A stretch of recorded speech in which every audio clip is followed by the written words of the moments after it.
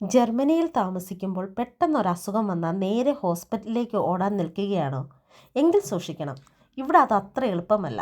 നമുക്ക് ഇവിടെ ഒരു ഫാമിലി ഡോക്ടർ മസ്റ്റാണ്. ഇനിയും സംശയങ്ങൾ തോന്നുന്നുണ്ടോ? ഫാമിലി ഡോക്ടർ ലീവായാൽ എന്ത് ചെയ്യും? നമുക്ക് ഡയറക്റ്റ് ഹോസ്പിറ്റലിലേക്ക് പോകാൻ സാധിക്കുമോ? ഇങ്ങനെയൊക്കെയുള്ള സംശയങ്ങൾ വരുന്നില്ലേ? ജർമ്മനിയിലെ ഈ ഹെൽത്ത് കെയർ സിസ്റ്റത്തെക്കുറിച്ച് അറിയാത്തവർക്കായി കുറച്ച് പ്രധാനപ്പെട്ട കാര്യങ്ങളാണ് ഇന്നത്തെ വീഡിയോയിൽ ഞാൻ ഷെയർ ചെയ്യുന്നത്. ഹായ് ഓൾ, എല്ലാവർക്കും സുഖമാണെന്ന് വിശ്വസിക്കുന്നു. എൻ്റെ പേര് നീള. മലയാളി ഇൻ ഡോയ്ച്ച്ലാൻഡ് എന്ന ഈ യൂട്യൂബ് ചാനലിലേക്ക് എല്ലാവർക്കും സ്വാഗതം. നമ്മളിവിടെ ജർമ്മനിയിൽ താമസമാക്കുമ്പോൾ തന്നെ ഒരു ഫാമിലി ഡോക്ടറെ അഥവാ ഒരു ഹൗസ് ആർസ്റ്റിനെ കണ്ടുപിടിച്ച് വെക്കണം. കാരണം ഇവിടെ ചെറുതാണേലും വലുതാണേലും അസുഖങ്ങൾക്ക് നേരിട്ട് ഹോസ്പിറ്റലിൽ പോകാൻ നമുക്ക് അനുവാദമില്ല. നമ്മുടെ ഹൗസ് ആർസ്റ്റിനെ കണ്ട് അവരുടെ റെഫറൻസോടു കൂടി മാത്രമേ ഹോസ്പിറ്റലിലേക്ക് പോകാൻ സാധിക്കൂ. ഹൗസ് ആർസ്റ്റ് എന്നുള്ളത് ജർമ്മനിയിൽ ഫാമിലി ഡോക്ടർക്ക് പറയുന്ന പേരാണ്. എൻ്റെ കാര്യത്തിൽ റുട്ടീൻ ചെക്കപ്പിനായി ബ്ലഡ് ഞാൻ കൊടുത്തിരുന്നു. ഓൾറെഡി ലാസ്റ്റ് വീക്കിൽ ഞാൻ കൊടുത്തിരുന്നു. അത് കഴിഞ്ഞ് അപ്പം തന്നെ അവരെന്നോട് ഇൻഫോം ചെയ്തിരുന്നു. അവർ 2 വീക്സിലേക്ക് ലീവാണ്, നേരത്തെ വന്ന് കളക്ട് ചെയ്യാൻ പറഞ്ഞിരുന്നു. പക്ഷേ എനിക്ക് കളക്ട് ചെയ്യാൻ സാധിച്ചില്ല. എൻ്റെ ഹസ്ബൻഡാണ് പോയി റിപ്പോർട്ട് കളക്ട് ചെയ്തത്. അങ്ങനെ എനിക്ക് ഡോക്ടറെ നേരിട്ട് കാണാൻ പറ്റിയില്ല. അപ്പോൾ എൻ്റെ ബ്ലഡ് റിപ്പോർട്ടിൽ ചെറിയൊരു ലാബിൽ വാല്യൂസിനൊരു വേരിയേഷൻ വന്നത് കണ്ട് ഞാൻ വേറൊരു ഡോക്ടറെ കാണാൻ തീരുമാനിച്ചു. അതാണ് ഇവിടുത്തെ അടുത്ത പോയിന്റ്. ഇവിടെ ഞാൻ സ്ഥിരമായി കാണിക്കുന്ന എൻ്റെ ഫാമിലി ഡോക്ടർ അവധിയിൽ പോയാൽ നമ്മുടെ ചികിത്സ ഒരിക്കലും മുടങ്ങില്ല കേട്ടോ. അതിന് കൃത്യമായ ഒരു പകര സംവിധാനം തന്നെ ഇവർ അറേഞ്ച് ചെയ്തിട്ടുണ്ട്. ഇതിന് ജർമ്മൻ ഭാഷയിൽ പറയുന്നത് ഫെട്രേറ്റും എന്നാണ്. അതായത് നമ്മളുടെ ഡോക്ടർ അവധിയിൽ പോകുമ്പം മറ്റൊരു ഡോക്ടറെ അവർ പകരക്കാരനായി നിശ്ചയിക്കും. പക്ഷേ ആ ഡോക്ടർ ഇവരുടെ സെയിം ക്ലിനിക്കിലല്ല വർക്ക് ചെയ്യുന്നത്. വേറെ ക്ലിനിക്കിലുള്ള ഡോക്ടർ അവരുടെ ആ ക്ലിനിക്കിൽ നിന്ന് തന്നെ നമ്മളെ നോക്കുന്നത് കേട്ടോ. അപ്പോൾ ഇതെങ്ങനെയാണെന്ന് വെച്ച് കഴിഞ്ഞാൽ നമ്മൾക്ക് ഏത് ക്ലിനിക്കിലാണ് എവിടെയാണ് പോകേണ്ടതെന്ന വിവരം നമ്മളുടെ ഡോക്ടറുടെ ക്ലിനിക്കിൽ നിന്ന് തന്നെ വ്യക്തമായി അവർ നമ്മളോട് പറഞ്ഞിട്ടുണ്ടാകും.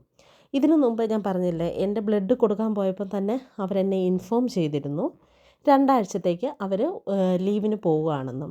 ഇതല്ലാതെ വേറെ കുറച്ച് വഴികളിലൂടെയും അവർ നമ്മളെ അറിയിക്കും. അതിലൊരു കാര്യം എന്താണെന്ന് വെച്ച് കഴിഞ്ഞാൽ, നമ്മളിപ്പം ഫോൺ വിളിക്കുകയാണ്. ഫോൺ വിളിക്കുമ്പം ഒരു വോയിസ് മെസ്സേജ് ആയിരിക്കും നമ്മൾ കേൾക്കുക. ആ വോയിസിൽ ഏത് ഡോക്ടറാണ് പകരം നോക്കുന്നതെന്ന് കൃത്യമായിട്ട് പറഞ്ഞിട്ടുണ്ടാകും. ഇന്ന സ്ഥലത്തുള്ള ഇന്ന ഡോക്ടർ, ആ ഡോക്ടറുടെ പേര്, ഈ ദിവസങ്ങളിൽ ഞങ്ങൾക്ക് പകരം പേഷ്യൻറ്റുകളെ നോക്കും എന്നായിരിക്കും അറിയിപ്പ്. ഇതല്ലാതെ നമുക്ക് വെബ്സൈറ്റിൽ ചെക്ക് ചെയ്താൽ അറിയാം. അല്ലാതെ നമ്മളിപ്പം ഡയറക്റ്റ് ക്ലിനിക്കിൽ ചെല്ലുവാണെങ്കിൽ അവരുടെ ഡോറിൻ്റെ ഫ്രണ്ടിൽ എഴുതി വെച്ചിട്ടുണ്ടാകും, ഇത്രാം തീയതി മുതൽ ഇത്രാം തീയതി വരെ ഡോക്ടർ ലീവിലാണ്, ഏത് ഡോക്ടറാണ് പകരക്കാരൻ എന്നുള്ള എല്ലാ ഡീറ്റെയിൽസും അവരതിൽ കുറിച്ചിട്ടുണ്ടാകും. നമ്മുടെ ഡോക്ടർ ഇല്ല എന്ന് വിചാരിച്ചിട്ട് നമ്മൾ പ്രത്യേകിച്ച് ടെൻഷൻ അടിക്കേണ്ട ഒരു കാര്യവുമില്ല. അപ്പോൾ ഞാൻ ഓൾറെഡി പറഞ്ഞിരുന്നു, എൻ്റെ റിപ്പോർട്ട് എൻ്റെ കയ്യിലുണ്ടായിരുന്നു. ഞാനത് ഓൾറെഡി ഈ ഡോക്ടറെ കാണിക്കുകയും ചെയ്തിരുന്നു. അപ്പോൾ ഡോക്ടർ എൻ്റെ റിപ്പോർട്ട് കണ്ടിട്ട് എന്നോട് പറഞ്ഞു, നാളെ ഒരു 10 മണിയാകുമ്പോൾ വരണം, നമുക്ക് ഒരു സ്കാനിങ് ചെയ്യണം. ലാബ് വാല്യൂസിൽ ചെറിയൊരു വേരിയേഷൻസ് ഒക്കെ ഉണ്ടായിരുന്നു, അപ്പോൾ അതൊന്ന് ചെയ്യണമെന്ന് പറഞ്ഞു. അങ്ങനെയാണ് ഞാൻ എൻ്റെ ഫ്രണ്ടിനെയും കൂട്ടി ഈ ഡോക്ടറിൻ്റെ ക്ലിനിക്കിൽ പോയത്.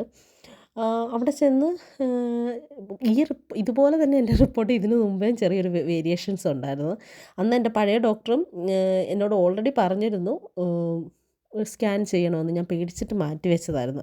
പക്ഷേ ഇത്തവണ എന്തായാലും ചെയ്യാം എന്നുറപ്പിച്ച് ഞാൻ 10 മണിയായപ്പോൾ അവിടെ ചെന്നു.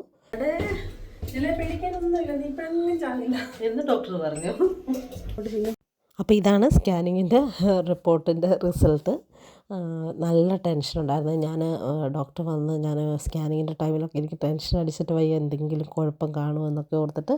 പക്ഷേ ഡോക്ടർ പറഞ്ഞ പ്രശ്നമൊന്നുമില്ല, ഇപ്പം തൽക്കാലം ഒരു വൈറ്റമിൻ ഡി കഴിച്ചാൽ മാത്രം മതി, വേറെ പ്രത്യേകിച്ച് കുഴപ്പങ്ങളൊന്നുമില്ല എന്ന് പറഞ്ഞു. അങ്ങനെ ഞങ്ങൾ തിരിച്ച് വീട്ടിലേക്ക് പോരുവാണ്.